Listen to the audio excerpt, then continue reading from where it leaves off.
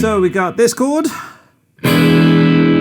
which is, I believe, John Lennon's chord. This isn't just an E7, but anytime you do this, you can basically play a C7 chord, slid up 4 frets, so the root note is at fret 7, and that's that signature open chord. And out of all the things in this song, I would say that's probably it. Or E7, which is like this or like this.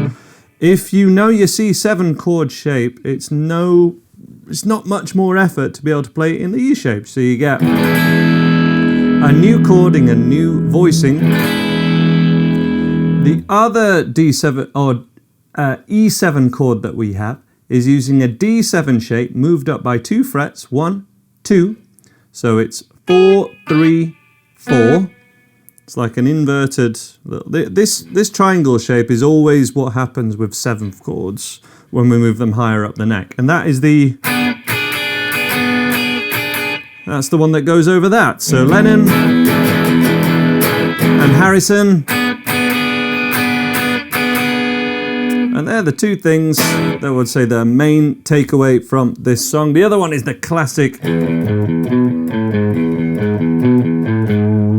Fantastic bass line, but 0, 0, 4, 0, 7, 0, 5, 4.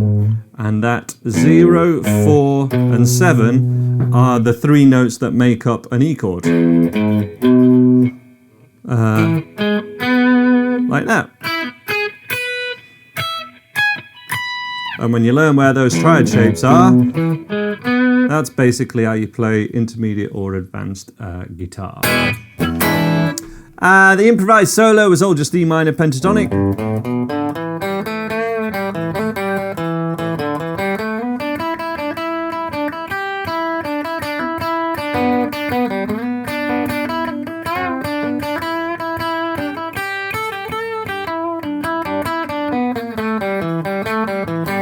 We even had a great one to learn if you want to get used to that kind of thing, which is an intermediate electric, is Johnny Kidd and the Pirates.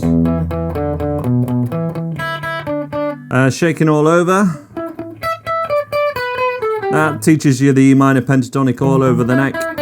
That's super fun. Other than that, we've got a tutorial on the website already with just kind of how to strum it with cowboy chords. But I did want to show those extra George Harrison ones because it's so signature to the song.